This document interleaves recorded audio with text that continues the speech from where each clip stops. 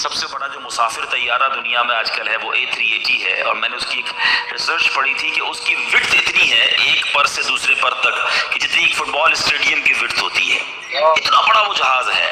پاکستان میں اب تک وہ اتر نہیں سکا کیونکہ شاید ہمارے پاس اتنا بڑا رن وے نہیں ہے، مگر آپ سوچئے کہ اللہ کا ایک فرشتہ ایسا ہے جس کا ایک بازو مشرق میں ہے، دوسرا بازو مغرب میں ہے۔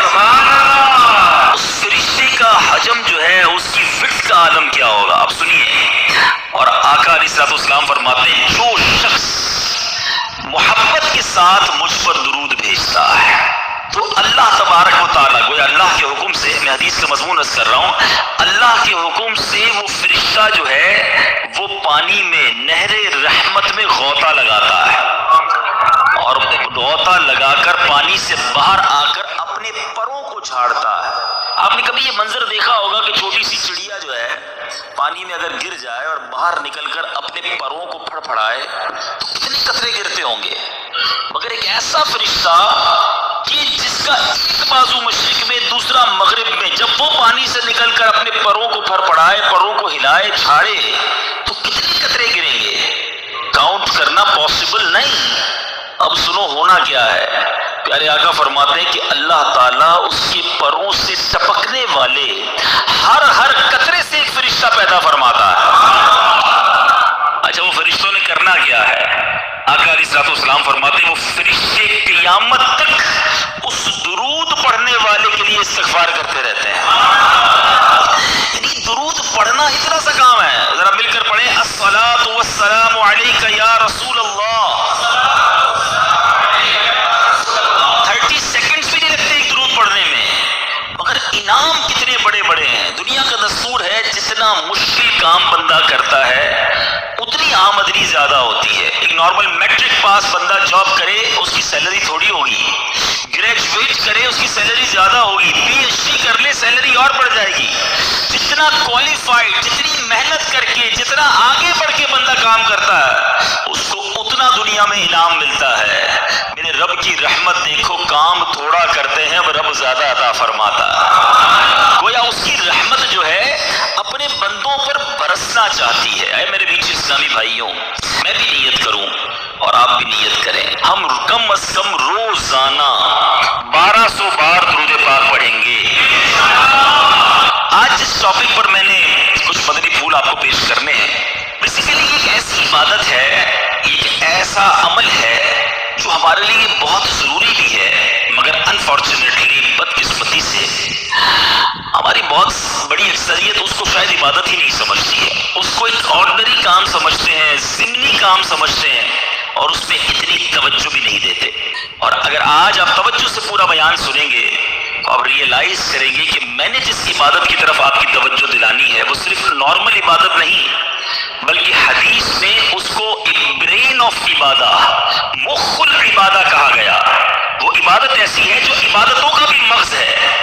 اب وہ کیا ہے وہ ضرور عرض کروں گا، پہلے بخاری شریف کا ایک واقعہ سنانا چاہتا ہوں، اور یہاں ایک تھوڑا سا مسکنسیپشن بھی کلیئر کرنا چاہتا ہوں، غلط فہمی یا وسوسہ کہ کچھ لوگ یہ کہتے ہیں جناب کہ دعوت اسلامی کے اجتماع میں جاتے ہیں تو بعض اوقات وہاں واقعات بڑے سنائے جاتے ہیں، اور قرآن و حدیث کی بات کم ہوتی ہے اور واقعہ بڑا سنایا جاتا ہے۔ اب میں جو واقعہ سنانے جا رہا ہوں یہ میں نے نہیں سنانا، میرے آقا علیہ الصلوۃ والسلام نے صحابہ کرام کو سنایا تھا۔ تو یہ شاید غلط فہمی ہے کہ واقعات کا قرآن و حدیث سے تعلق نہیں ہے۔ پرابلم یہ کہ نہ ہم نے قرآن پڑھا نہ حدیث پڑھی ہے۔ جنہوں نے قرآن پڑھا ہے ان سے پوچھیں کہ قرآن پاک میں واقعات کتنے ہیں؟ قرآن پاک بھرا پڑا ہے واقعات سے۔ سورہ بقرہ کو بقرہ کیوں کہتے ہیں بھائی؟ یہ ایک گائے کا واقعہ ہے، بقرہ کہتے ہیں گائے کو ہے، ٹھیک ہے جناب۔ سورہ یوسف کو احسن القصص کہا گیا، قرآن پاک کا سب سے بہترین قصہ۔ شاید آپ میں سے بہت سو کو نہیں معلوم ہوگا کہ قرآن مجید فرقان حمید میں 100 سے زیادہ واقعات موجود ہیں، مگر لوگ پتہ نہیں کیوں اریٹیٹ ہوتے ہیں۔ اس کا مطلب کیا ہوا؟ اس سے آپ پڑھے لکھے لوگ ہیں، شاید میرے پوائنٹ کو پک کر لیں گے۔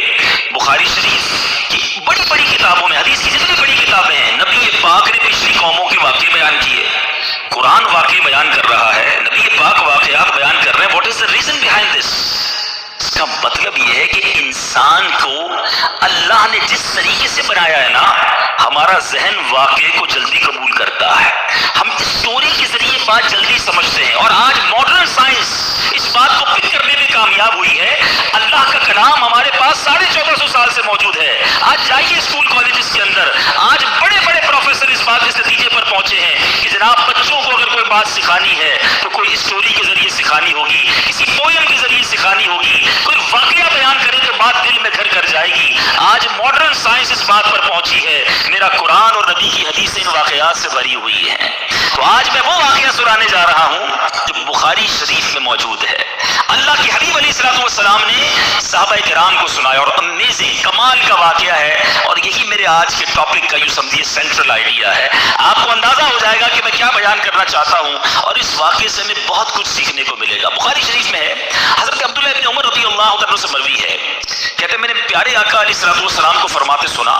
میں سمری خلاصہ اس حدیث کا عرض کروں گا کہ اگلے زمانے میں 3 شخص کہیں جا رہے تھے.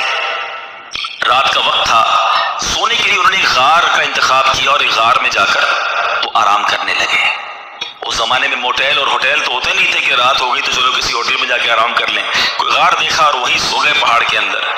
ہوا کیا کہ وہ سوئے اور پہاڑ کی ایک چٹان جو ہے وہ اوپر سے گری, اور اس پہاڑ کا جو منہ تھا اس پر چٹان آ کر گر گئی. کلوز, دروازہ کلوز ہو گیا. اس زمانے میں موبائل فون نہیں تھا کہ اندر پھنسے ہوئے کسی کو بتا دے کہ ہم اندر پھنس گئے. وہ اندر ہو گئے اور دروازہ جو اس غار کا منہ تھا وہ چٹان سے بند ہو گیا. نبی پاک علیہ الصلوۃ والسلام فرماتے ہیں کہ اب ان تینوں نے کیا کیا. انہوں نے کہا کہ اب ایک ہی ہتھیار بچتا ہے, کسی کو بتا تو سکتے نہیں, آؤ اللہ کریم کی بارگاہ میں دعا کرتے ہیں. دعا مومن کا ہتھیار ہے. یہی میرا آج کا ٹاپک ہے. دیکھو بخاری شریف کی حدیث میں آقا فرما رہے ان تینوں نے کام کیا کیا. پھنس گئے تھے, کوئی چارہ نہیں تھا, اللہ کو پکارتے ہیں. تینوں نے فیصلہ کیا ایسا کرتے ہیں. تینوں نے کوئی زندگی میں اچھا کام کیا ہونا تو اس اچھے کام کا وسیلہ پیش کر کے اس اچھے کام کے صدقے سے اللہ کی بارگاہ میں دعا مانگتے ہیں.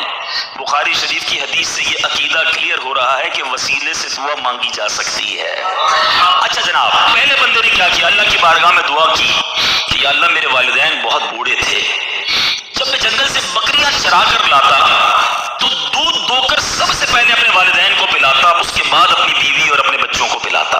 اے اللہ ایک دن ایسا ہوا کہ میں دودھ دھو کر آیا, لیٹ ہو گیا, آیا تو والدین سو گئے تھے, بچوں کو بھوک بھی لگی تھی, مگر میرے عشق نے, ادب والدین نے گوارا نہ کیا کہ ماں باپ سے پہلے بیوی بچوں کو دودھ پلاؤں. ساری رات انتظار کرتا رہا, اپنے والدین کے انتظار میں کھڑا رہا. میرے ادب نے یہ بھی نہ مجھے اجازت دی کہ والدین کو جگا دوں کہ آپ دودھ پی لیجئے میں آ گیا ہوں. میں سرہانے کھڑا رہا, اے اللہ اگر میں نے یہ کام تیری رضا کے لیے کیا, ساری رات میں کھڑا رہا ماں باپ کے ادب میں, صبح ہو گئی تو میرے مولا اس مصیبت سے ہمیں چھٹکارا دے دے, اے اللہ اس غار سے ہمیں نکال دے. اس بندے نے دعا ختم کی, آقا فرماتے وہ پتھر تھوڑا سا سرک گیا. وہ پتھر جو کرین سے نہ ہلے, وہ چٹان آٹومیٹکلی ہے, دعا جو ہے اثر رکھتی ہے, پتھر سرک گیا. مگر اتنی جگہ نہ بنی کہ بندے باہر نکل جائیں. اب دوسرے کی باری آئی, اس نے اللہ کی بارگاہ میں دعا کی, مولا اے رب کریم میرے چچا کی ایک بیٹی تھی, لڑکی تھی, میری کزن تھی, اور میں اس پر بڑا عاشق تھا, بڑا محبوب رکھتا تھا اس کو, لیکن وہ میرے قریب نہیں آتی تھی, مجھے اپنے پاس نہیں بیٹھنے دیتی تھی. اب ایک بار اس کو لڑکی کسی وجہ سے کسی مصیبت میں گرفتار ہو گئی, قحط میں گرفتار ہوئی, کھانے پینے کو پیسے نہیں تھے. وہ میرے پاس آئی اور آ کر کہا کہ مجھے مدد کر دو, تم میرے کزن ہو, مجھے بڑی ضرورت ہے. اب چونکہ پہلے سے مجھے وہ پسند تھی, ارادہ برا تھا, تو میں نے اس لڑکی کو کہا ٹھیک ہے جو تم مانگتی ہو میں دے دوں گا, مگر تم مجھے اپنا آپ حوالے کر دو, برا کام میرے ساتھ کرو. بیچاری مجبور تھی, میرے ساتھ وہ برائی کے لیے تیار ہو گئی. یا اللہ جب میں اس کے ساتھ قریب ہوا, وہ اللہ کی بندی مجھے کہتی ہے کہ اللہ سے ڈر اور ناجائز طور پر یہ کام نہ کر, میں تیرے لیے حلال نہیں ہوں. جب اس عورت نے, یہ لڑکی نے مجھے یہ بات کہی, کوئی اور دیکھنے والا نہیں تھا, میں اکیلا تھا, قابو تھا میرا اس عورت پر, مگر جب اس لڑکی نے مجھے تیرا خوف دلایا, اے اللہ فقط تیرے خوف سے میں پیچھے ہٹ گیا. اے میرے مالک کام اکیلے میں کیا تھا, آج پھنس گیا ہوں, اگر یہ کام میرے تیری رضا کے لیے کیا ہے, اے رب کریم آج اس مصیبت سے نکال دے. وہ پہاڑ تھوڑا اور سرک گئے, وہ چٹان اور سرک گئی. آقا فرماتے ابھی بھی اتنی جگہ نہ بنی کہ بندے باہر نکل جائے. اب تیسرے بندے کی باری تھی، ہاتھ اٹھائے، اللہ کی بارگاہ میں عرض کی کہ یا اللہ، میں نے ایک بار کچھ کام کیا، چند مزدوروں کو مزدوری پہ رکھا، کام کر کر ایک مزدور ایسا تھا جو مزدوری لیے بغیر چلا گیا، بھول گیا اپنا جو حق تھا وہ لینا، بھول گیا، چلا گیا۔ اے رب کریم، جب وہ بندہ چلا گیا میں نے اس کے پیسے کاروبار میں لگا دیے، کچھ سالوں بعد وہ مزدور پھر آیا، آ کر کہتا ہے میری مزدوری باقی رہ گئی تھی بھائی، میں لینا بھول گیا تھا، وہ پیسے مجھے دے دو۔ تو میں نے اس مزدور سے کہا کہ تم اتنا بڑا ریوڑ جانوروں کا دیکھ رہے ہو، گائے بکریاں یہ سب تمہاری ہیں؟ اس نے کہا یہ ساری میری کیسے ہو سکتی ہیں؟ کہ بھائی جو تمہارے پیسے تھے میں نے کاروبار میں لگائے، کاروبار میں اللہ نے اتنی برکت ڈال دی ہے کہ یہ حصہ تمہارا ہے۔ وہ حیران ہوا، پریشان ہوا، یقین نہ آیا، مگر پھر جب میں نے کہا یہ تیرا ہی ہے، وہ مزدور سارے جانور لے گیا۔ اے میرے مالک، جو میں نے ایمانداری کی، میں نے امانت میں خیانت نہ کی، اگر یہ کام میں نے تیری رضا کے لیے کیا ہے، اے اللہ اس مصیبت سے جان چھڑا دے۔ حدیث کے الفاظ ہیں وہ پہاڑ اور سرک گیا، اب اتنا راستہ بن گیا کہ وہ تینوں باہر نکل گئے۔ میٹھے اسلامی بھائیوں، یہ میں پھر دوبارہ ریپیٹ کر رہا ہوں، not talking about from myself، میں اپنی طرف سے کوئی کسی کہانی کی بک سے آپ کو واقعہ نہیں سنا رہا، میں نے ایک حدیث پاک کی سب سے بڑی کتاب، اصح الکتاب بعد القرآن کہا جاتا ہے، صحیح ترین کتاب قرآن کے بعد جس کو کہا جاتا ہے وہ بخاری شریف ہے، میں نے نبی پاک کی حدیث آپ کے سامنے رکھی ہے، 3 باتیں سیکھنی ہے اس میں سے، ٹھیک ہے؟ پہلا بندے نے کیا کام کیا؟ اللہ سے کیا عرض کی کہ والدین کا ادب کیا تھا، میرے مولا میں نے ماں باپ کی خدمت کی، اللہ کی بارگاہ میں یہ عمل کتنا مقبول ہوا کہ اس سے مصیبت دور کر دی گئی۔ میں ہر ٹاپک پر بہت دیر تک گفتگو کر سکتا ہوں، لیکن ظاہر ہے کہ مجھے ایک وقت کے اندر اپنا بیان کمپلیٹ کرنا ہے، میں بہت مختصر بات کر کے آگے بڑھ جاؤں گا۔ وہ لوگ جن کے ماں باپ حیات ہیں، خدا کی قسم یہ رب کی بہت بڑی نعمت ہے، ہمیشہ ان کی قدر کرنا۔ ماں باپ کا جو فرما بردار ہے وہ دنیا میں بھی کامیاب ہے اور آخرت میں بھی کامیاب ہے۔ ایک حدیث کا مضمون ہے، جس سے ماں باپ راضی اس سے اس کا رب راضی، جس کے ماں باپ اس سے ناراض اس سے اس کا رب ناراض۔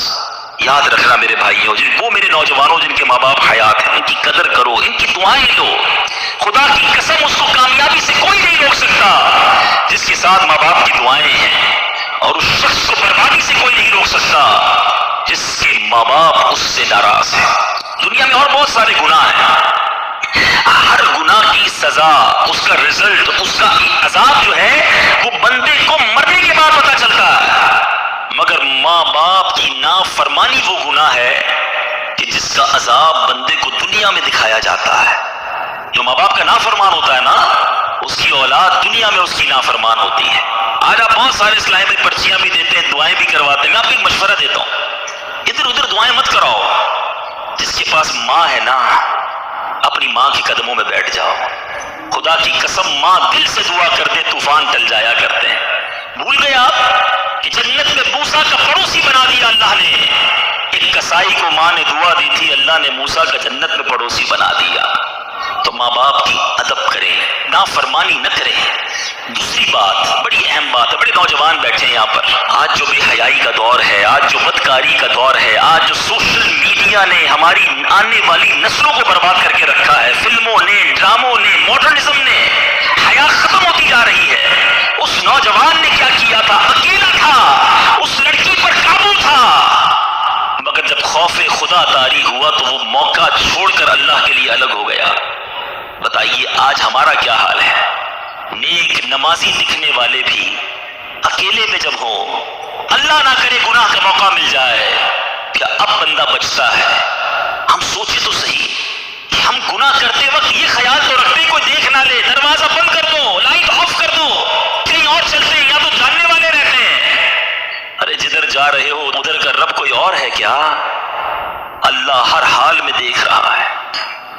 کاش یہ جملہ میرے اور آپ کے دل پر نقش کر جائے، جب حرام کرنے کو جی چاہے، جب گناہ کرنے کو جی چاہے، جب بے حیائی کرنے کو جی چاہے، اے میرے نوجوانوں نہ کرو اپنی نوجوانی کو برباد ان بے حیائیوں کے کاموں میں، یہ اللہ کو ناراض کرنے والا، جہنم میں جانے والا کام ہے۔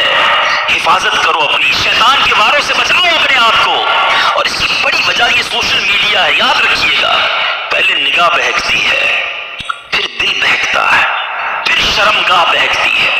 یہ امیر اہل سنت جو ہے نا، جو بانی دعوت اسلامی ہے، فاؤنڈر آف دعوت اسلامی، بیسیکلی یہ نباز ہے. ان کو جتنی دنیا کی مزاج شناسی ہے وہ نعرہ کیوں لگاتے ہیں؟ اکثر نظریں جھکی رہیں گی. شاید بہت سو کو سمجھ نہیں آتا کہ نیچی نگاہوں کی بات کیوں کرتے ہیں. آج کے دور میں جہاں ہر طرف بے پردگی ہے، ہم پاکستان کی ساری خواتین کو برقع نہیں پہنا سکتے، مگر اپنی نظروں کو تو نیچا کر سکتے ہیں نا، اپنی نگاہوں کو تو حیا کی چادر اڑا سکتے ہیں. تو خدا را اگر حرام سے بچنا ہے، گناہوں سے بچنا ہے، تو پہلے نگاہیں جھکائیے، پہلے آنکھوں سے حرام نہ دیکھیے. اور اب تیسری بات، اس حدیث میں جو بندے نے دعا کی تھی، تھوڑی سی مزدوری باقی رہ گئی، اور اس بندے نے مزدور کا حق کیسے ادا کیا کہ تھوڑے پیسوں کے لاکھوں واپس کیے. بڑا چال ہے. آج پیسے بھول جائے تو ہم کہتے چلو جان چھوٹی میرے ہو گئے. کاروبار میں، حساب کتاب میں اگلے کی